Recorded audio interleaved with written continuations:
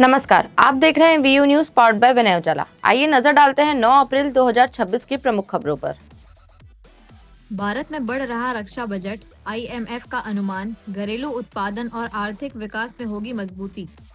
Trump की Iran को नई धमकी, पूर्ण समझौते तक हॉर्मुज के आसपास अमेरिकी सेना रहेगी, संघर्ष विराम पर भी दी चेतावनी। अमेरिका में भारतीय और हिंदू समुदाय को निशाना बनाने का आरोप, एचएएफ ने अदालत का किया रुख। अमेरिकी राष्ट्रपति ट्रंप का नया हमला, नाटो पर साधा निशाना, सहयोगियों पर भी उठाए सवाल। इजराइल ने लेबनान में किए हमले, 254 लोगों की मौत, जवाब में ईरान ने बंद किया हॉर्मुज। सोशल मीडिया पर अपशब्दों के इस्तेमाल के खिलाफ कानून लाएगी ओडिशा सरकार, कानून मंत्री ने दी जानकारी। नया आधार कार्ड 6 साल तक के बच्चों को ही मिले, अदालत में पीआईएल दाखिल कर नियम सख्त करने की अपील। महिला सशक्तिकरण पर पीएम मोदी का नया संदेश, वीडियो जारी कर योगदान का किया आह्वान। टीएमसी ने लोगों की भूमि छीन घुसपैठियों को दी, भाजपा राष्ट्रीय अध्यक्ष नितिन नवीन ने ममता सरकार पर साधा निशाना। गुरुग्राम में हड़ताली कर्मचारियों पर लाठीचार्ज, 20 लोग हुए घायल, पुलिस की बाइक फूकी। बोर्ड परीक्षा का डर बना वजह, घर छोड़ हरिद्वार पहुंचे बच्चों को दिल्ली पुलिस ने ढूंढ निकाला। महिला आरक्षण संशोधन ड्राफ्ट को केंद्र की मंजूरी, इसी महीने पारित होने की संभावना। पश्चिम एशिया संकट का असर दिल्ली की आपदा तैयारियों पर भी, दमकल का समर एक्शन प्लान अटका। दिल्ली में सभी जल टैंकरों पर जीपीएस अनिवार्य, एनजीटी ने जारी किया सख्त आदेश। यमुना बाजार और वासुदेव घाटों का एलजी सीएम ने लिया जायजा, मॉनसून से पहले तैयारी पूरी करने का आदेश। शंकराचार्य अवि मुक्तेश्वर आनंद को जान से मारने की धमकी मिली, ऑडियो मैसेज में अतीक जैसा अंजाम देने की बात कही। मध्य प्रदेश में नगरीय निकाय चुनाव लड़ना होगा महंगा, प्रत्याशियों की जमानत राशि बढ़ाने का प्रस्ताव। रिटायर्ड जज की अध्यक्षता में बनेगी समिति, सीएम बोले प्रदेश वन नेशन वन लॉ की अवधारणा की ओर बढ़ रहा। इंदौर में वंदे मातरम विवाद पर पुष्यमित्र भार्गव का बयान, कांग्रेस नेताओं पर साधा निशाना। इंदौर हाईकोर्ट ने पलटा फैसला, पूर्व आईएएस मोहम्मद सुलेमान की जेल की सजा पर लगी रोक। आसनसोल में जनसभा को संबोधित करते हुए प्रधानमंत्री नरेंद्र मोदी ने पश्चिम बंगाल की कानून व्यवस्था पर सवाल उठाए। उन्होंने कहा कि महिलाओं की सुरक्षा चिंता का विषय है और उन्हें सम्मान मिलना जरूरी है।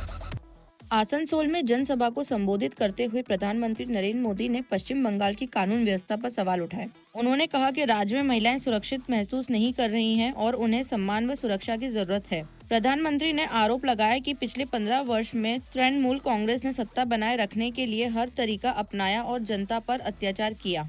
उन्होंने कहा कि जिस तरह जनता ने पहले वामपंथी शासन को खत्म किया था, उसी तरह अब लोग टीएमसी को भी सत्ता से बाहर करने का मन बना चुके हैं। अब काम और ट्रैक रिकॉर्ड देखने का फैसला करना चाहती है।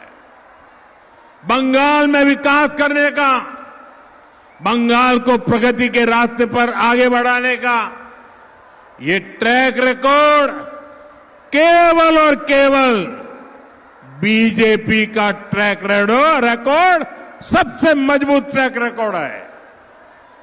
आसनसोल और पश्चिमी बर्धमान के लोगों ने देखा है, टीएमसी द्वारा हजारों रुकावटों के बावजूद केंद्र सरकार इस इलाके के विकास में लगी है।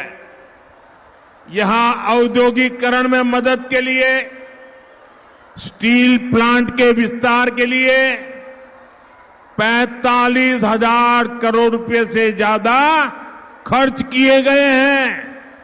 45,000 करोड़ रुपया।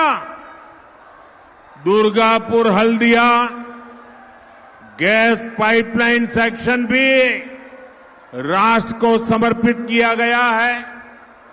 इसी तरह यहां कनेक्टिविटी को मजबूत करने के लिए आसनसोल बोकारो ट्रेन सर्विस शुरू हुई। 2 वंदे भारत और 2 अमृत भारत ट्रेनें भी इसी क्षेत्र को मिली है। अमृत भारत स्टेशन योजना के तहत अंडाल रेलवे स्टेशन को आधुनिक बनाया जा रहा है। आसनसोल डिवीजन में भारतीय रेलवे का गति शक्ति कार्गो टर्मिनल भी शुरू किया गया है।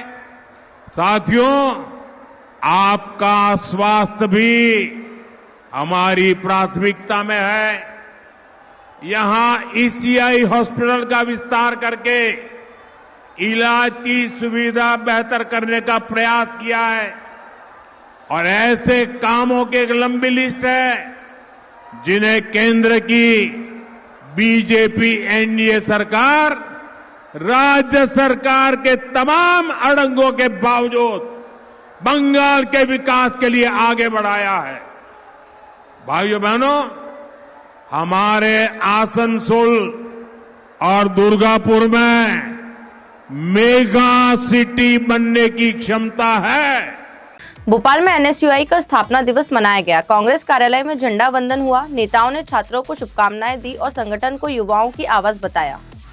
भोपाल में कांग्रेस की छात्र इकाई national students union of India का स्थापना दिवस धूमधाम से मनाया गया। प्रदेश कांग्रेस कार्यालय में झंडा वंदन कर कार्यक्रम आयोजित किया गया, जिसमें बड़ी संख्या में कार्यकर्ता और छात्र शामिल हुए। इस अवसर पर युवा कांग्रेस नेता विवेक त्रिपाठी ने सभी युवाओं को शुभकामनाएं देते हुए कहा कि एनएसयूआई देश का बड़ा छात्र संगठन है और इसका स्थापना दिवस पूरे उत्साह के साथ मनाया जा रहा है। उन्होंने प्रदेश के सभी छात्र छात्राओं को स्थापना दिवस की बधाई दी। विश्व के सबसे बड़े छात्र संगठन एनएसयूआई के स्थापना दिवस के अवसर पे आज सभी एनएसयूआई के कार्यकर्ता और युवा नेताओं के साथ में एनएसयूआई का स्थापना दिवस आज मध्य प्रदेश कांग्रेस कमेटी सहित पूरे प्रदेश भर में हर्षोल्लास से मनाया गया। छात्रों के बीच में सभी एनएसयूआई कार्यकर्ताओं ने जाके हर्षोल्लास के साथ में आज स्थापना दिवस के उपलक्ष्य में विभिन्न कार्यक्रमों का आयोजन किया गया और पूरे प्रदेश में लाखों छात्रों ने इस पूरे आयोजनों में हिस्सा लिया है। मैं आपके चैनल के माध्यम से सभी छात्रों को एनएसयूआई के स्थापना दिवस की हार्दिक बधाई एवं शुभकामनाएं प्रेषित करता हूं। इंदौर में वंदे मातरम विवाद पर राजनीति तेज हो गई है। महापौर पुष्यमित्र भार्गव ने कहा कि राष्ट्रगीत का सम्मान जरूरी है और कांग्रेस नेताओं से अपना रुख स्पष्ट करने को कहा। इंदौर में वंदे मातरम विवाद को लेकर सियासी बयानबाजी तेज हो गई है। महापौर पुष्यमित्र भार्गव ने कांग्रेस नेताओं पर निशाना साधते हुए कहा कि देश किसी भी पंथ से बड़ा है और राष्ट्रगीत का सम्मान हर नागरिक की जिम्मेदारी है। उन्होंने कहा कि वंदे मातरम गाना व्यक्तिगत इच्छा हो सकती है, लेकिन उसका अपमान स्वीकार्य नहीं है। उन्होंने चिंटू चौकसे और के मिश्रा के बयानों पर कांग्रेस से संज्ञान लेने को कहा। साथ ही जीतू पटवारी और दिग्विजय सिंह से रुख स्पष्ट करने की मांग की। देखिए, ये बहुत स्पष्ट है कि पंथ से बड़ा और किसी धार्मिक मान्यता से बड़ा देश है। देश के प्रति प्रेम रखना, देश के लिए मान सम्मान स्वाभिमान बढ़ाने वाले गीत, संगीत या उनके जो स्मारक हैं उनका सम्मान करना, ये हम सब नागरिकों की जिम्मेदारी है।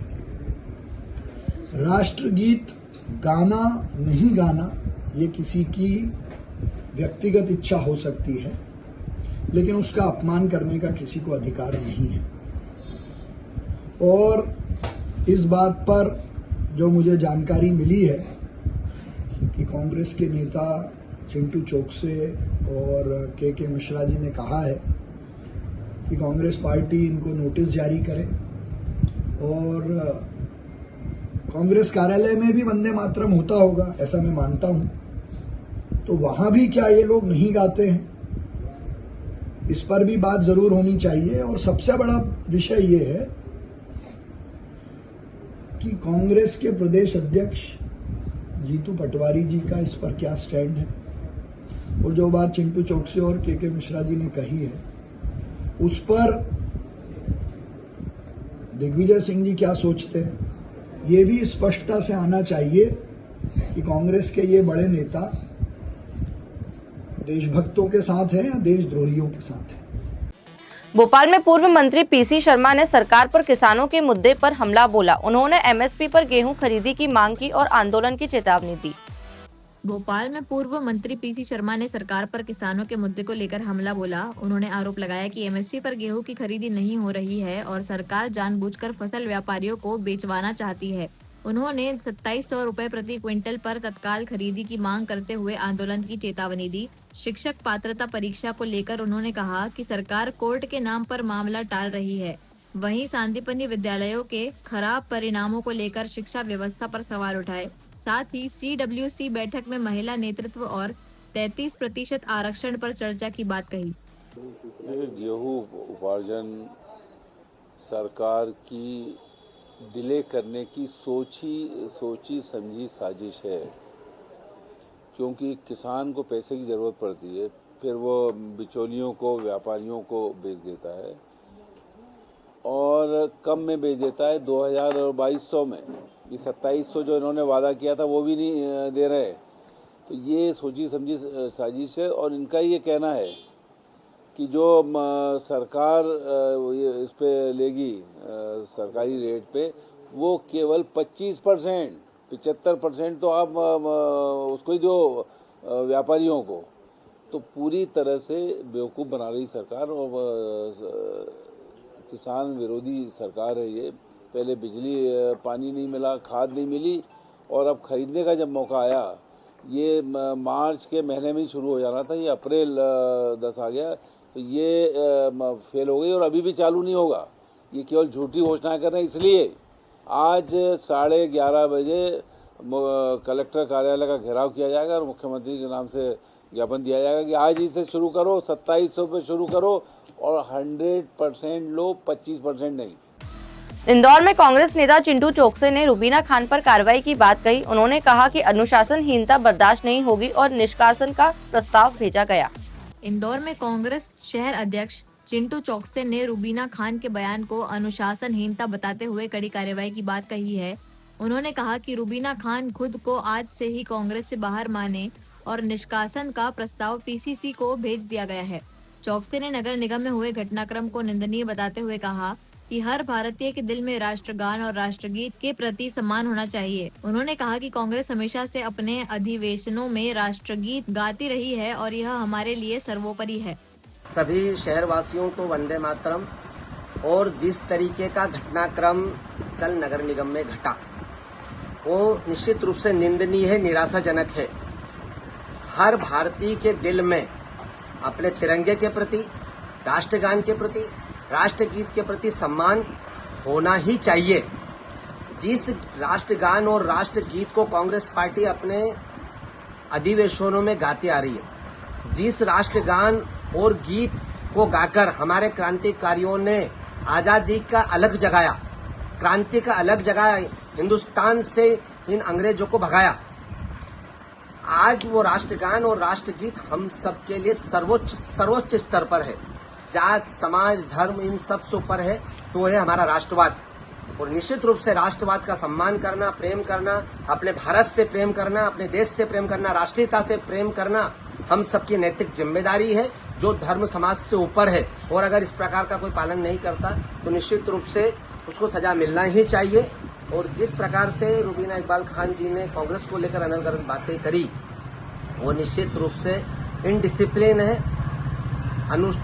अनुशासन की कार्रवाई 100% होगी, कड़ी कार्रवाई होगी। और मेरा तो ये है कि रुबीना इकबाल खान जी आज से ही अपने आप को कांग्रेस पार्टी से बाहर माने। इस प्रकार के किसी भी लोगों को कांग्रेस पार्टी कभी भी एंटरटेन नहीं करेगी। यानी अब रुबीना इकबाल खान को पार्टी से निष्कासित किया जी, निश्चित रूप से हम निष्कासन का प्रपोजल PCC को भेज चुके हैं और 2-3 दिन में उसकी घोषणा भी हो जाएगी। इंदौर में 18 वर्षीय युवक की साथियों ने हत्या कर दी। पुराने विवाद में हमला किया गया। घायल युवक की अस्पताल में मौत हो गई। पुलिस आरोपियों की तलाश कर रही है। इंदौर के तेजाजी नगर थाना क्षेत्र में 18 वर्षीय युवक की उसके साथियों ने हत्या कर दी। उबरी खेड़ी स्थित सपेरा कॉलोनी में रहने वाले शुभम नाथ का दोस्तों से पुराने विवाद को लेकर झगड़ा हुआ। विवाद बढ़ने पर साथियों ने उस पर धारदार हथियार से हमला कर दिया, जिससे वह गंभीर रूप से घायल हो गया। घायल हालत में उसे चोइथराम अस्पताल ले जाया गया, जहां इलाज के दौरान उसकी मौत हो गई। सूचना मिलते ही पुलिस मौके पर पहुंची और हत्या का मामला दर्ज कर जांच शुरू कर दी है। आरोपी फरार हैं, जिनकी तलाश जारी है। ऐसे ही खास खबरों के लिए बने रहिए हमारे साथ। View news powered by Vinay Ujala.